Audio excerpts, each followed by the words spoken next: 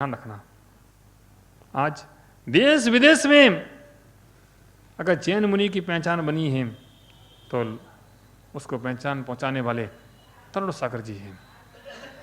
देखो वो कैसे थे ये मुझे नहीं पता, वो जैसे थे बहुत अच्छे थे, बहुत अच्छे थे। क्यों? हम जैनी लोग एक बहुत बड़ी कमी है, स्यादवाद विद्या को नहीं जानते हैं, अनेकांत दर्शन को नहीं जानते, एकांत की चर्चा करते हैं, कमियां देखना जानते हैं, अच्छाइयां देखना नहीं जानते हैं। किसमें कितनी कमियां हैं उनको तो उंगलियों पर गिना सकते हैं, वो फलाने ऐसे फलाने ऐसे हैं, और उसमें कितनी अच्छाइयां हैं वो शायद नहीं गिना सकते। एक चौराहे पर किसी ने एक चित्र लगा दिया, उसके नीचे नोट लगाया, इसमें जो कमी हो वो आप बताएं। तो अगले दिन जाके देखा तो उसमें इतने निशान लगे थे कि चित्र ही क्या था पता ही नहीं। अगले दिन उसने दूसरा चित्र बनाया, इसमें कोई अच्छाई हो तो कोई बताए, तो एक भी चिन्ह नहीं लगा था,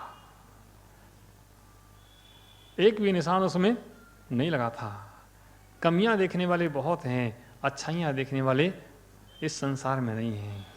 गुण ग्रहण का भाव रहे, गुण ग्रहण का भाव रहे नित, दृष्टि ना दोषों पर जावे। ये सिद्धांत हम रोज पढ़ते हैं, रोज पाठ करते हैं। गुण ग्रहण का भाव रहे नित, दृष्टि न दोषों पर जावे। और फिर भी हमारी दृष्टि दोषों पर ही जाती है। हम दोष देखना चाहते हैं, अच्छाई में भी दोष निकालना चाहते हैं। बस ये हमारी सबसे बड़ी कमी है।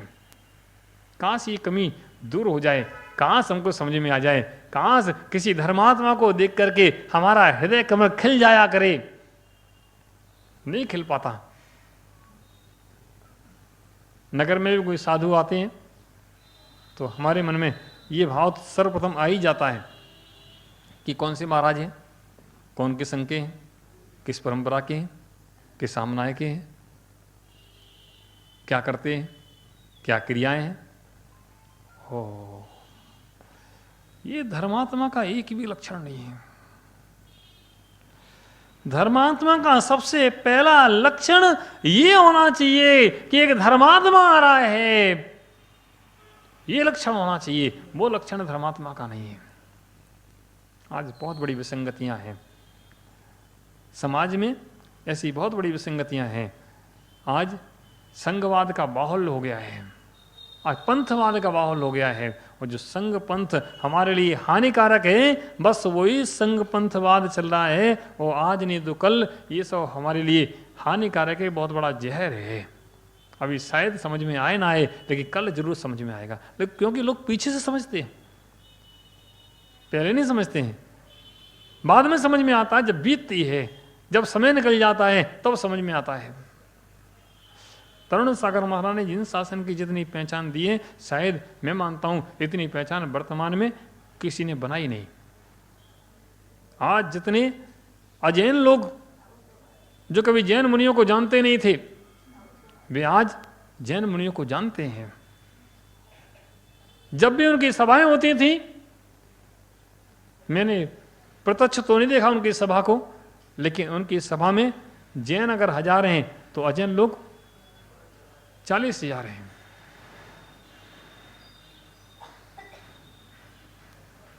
जब भी उनके वक्तव्य होते थे तो जैन धर्म को अंदर निहित करके होते थे। जब भी उन्होंने शिक्षा दी, जब भी ज्ञान दिया, तो सबको समता से जीने का ज्ञान दिया, कभी बांटने का ज्ञान नहीं दिया, सबको एक रहने का ज्ञान दिया।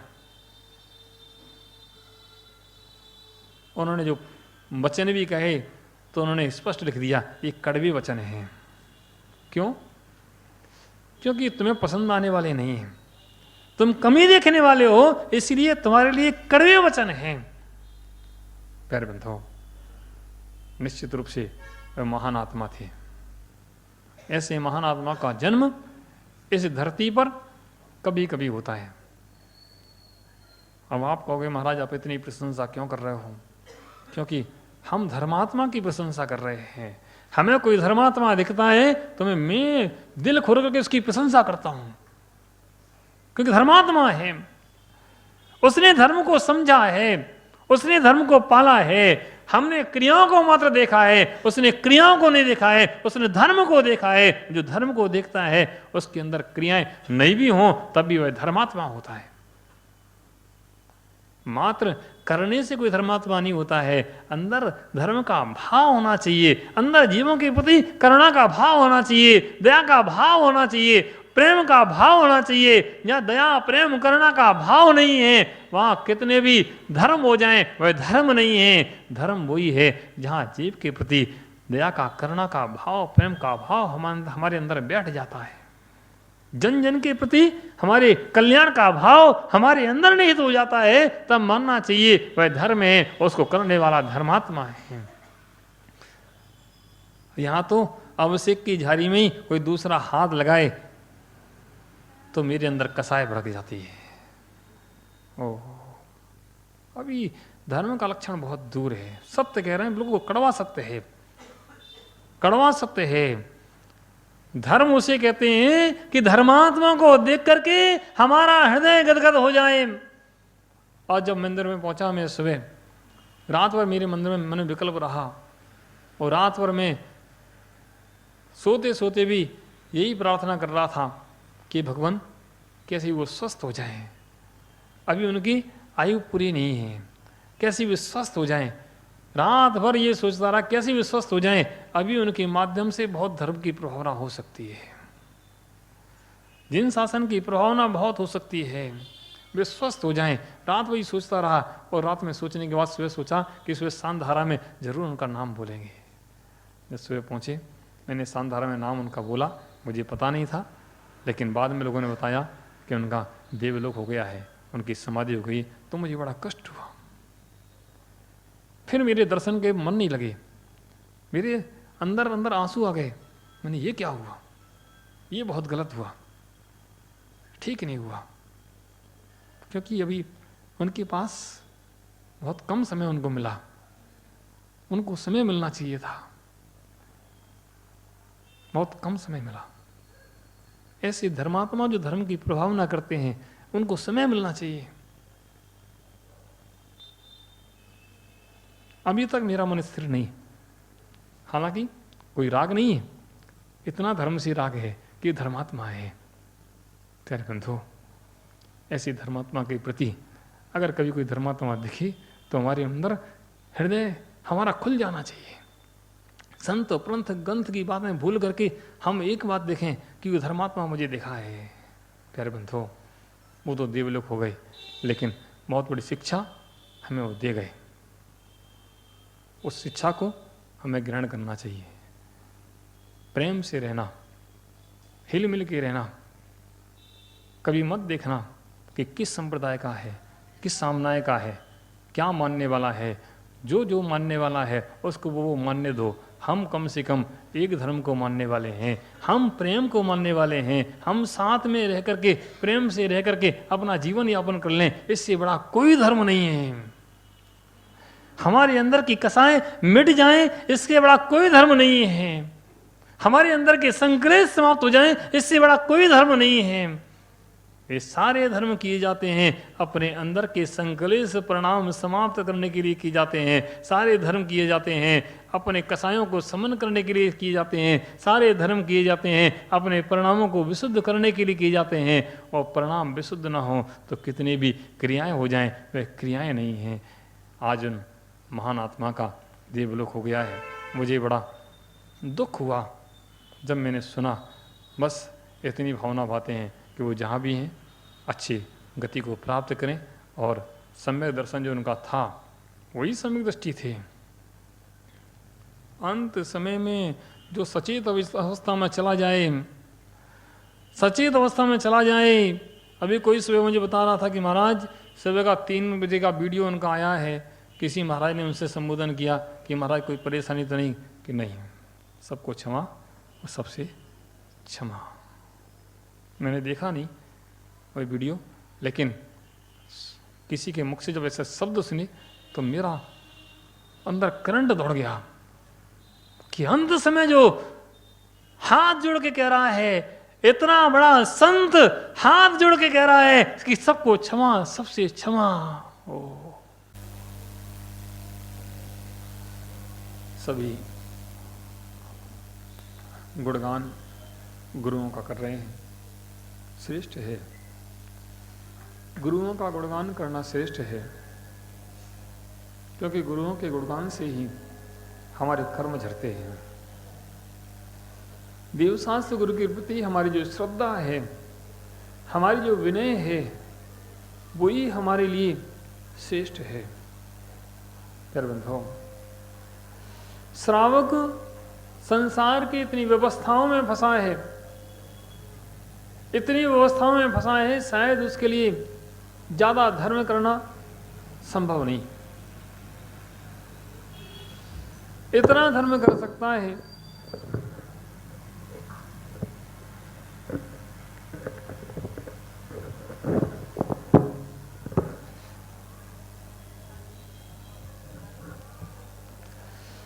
इतनी व्यवस्थाओं में फंसा है श्रावक कि शायद ज्यादा धर्म तो नहीं कर पाएगा,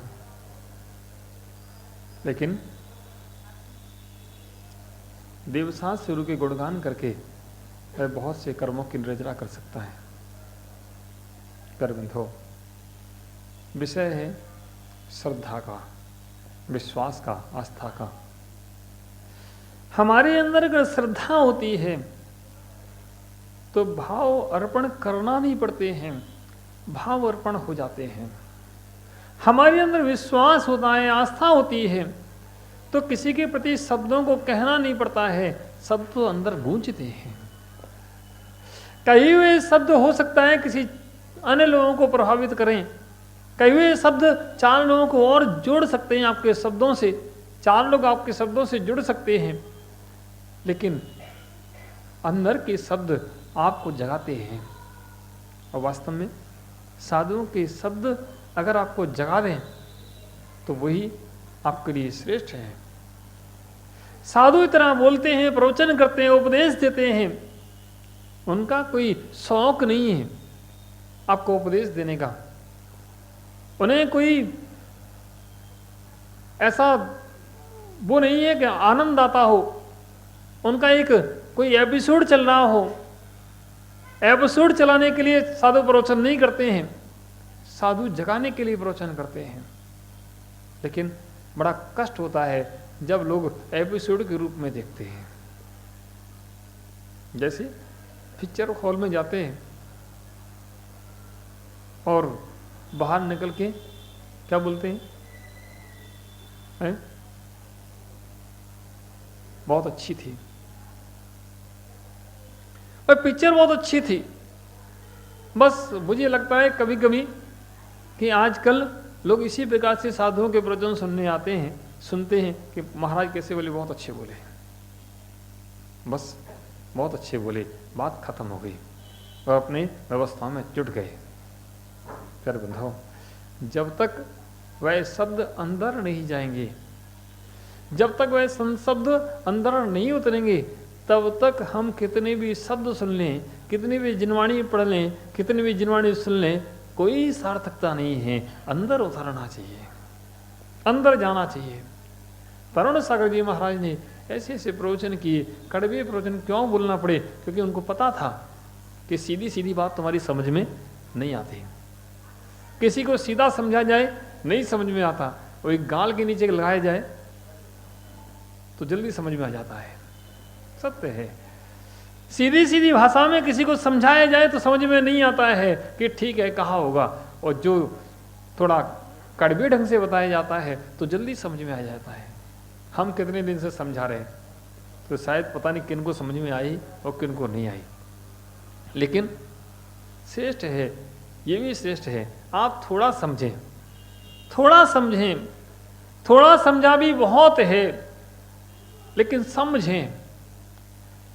अगर हमने जिनवाने के कुछ शब्दों को अपने अंदर उतार लिया है तो मानना कि हमने समझा है, और जिनवाणी के शब्द अगर तुम्हारे अंदर नहीं उतरे हैं तो आपने कितनी भी जिनवाणी सुन ली, कोई मतलब नहीं। प्यारे बंधुओं, तरुण सागर जी महाराज इस युग के मैं कहता हूँ श्रेष्ठ संत थे। श्रेष्ठ नहीं, श्रेष्ठतर और श्रेष्ठतम कहने तो भी कोई अतिशयोक्ति नहीं होगी, क्योंकि उन्होंने बाहर सोचा है, आपसे निकल के सोचा है। आप जहां नहीं सोच पाते हो उसके आगे उन्होंने सोचा है। बड़े बड़े विद्वान जहां तक नहीं सोच पाते हैं उसके आगे उन्होंने निकल के सोचा है। हम चाहते हैं कि हमारा जैन धर्म सीमित हो, हम उतने में सिमटना चाहते हैं, लेकिन उन्होंने जिन धर्म की ध्वजा को जैन ही नहीं, जिन धर्म के सिद्धांतों को जैन ही नहीं, जैनेतरों में भी पहुंचाया है। जब ये प्रवचन किए हैं उन्होंने खुले में किए हैं, चौराहे में किए हैं। उनको एक ही बात वो कहते थे कि महावीर मंदिर में नहीं, अब महावीर मंदिर के बाहर दिखना चाहिए। मंदिर में महावीर के पास पहुंचने वाले बहुत कम लोग हैं, क्योंकि आज लोगों के पास समय नहीं है। आज महावीर के पास जाने के लिए लोगों के पास समय नहीं है। आज महावीर को ही लोगों के पास आना पड़ेगा, या महावीर को ही लोगों के पास लाना पड़ेगा। ओहो, कभी कभी उनकी बात बहुत अच्छी लगती है, समझ में आता है कि हाँ वास्तव में ऐसा ही है कि लोगों के पास समय नहीं है।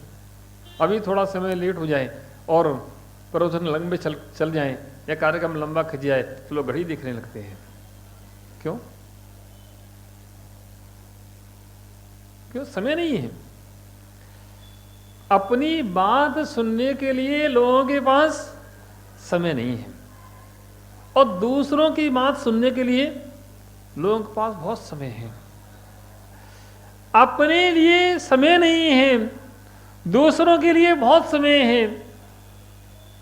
अपने आप को परोपकारी करते हैं कि हम पर का उपकार करते हैं।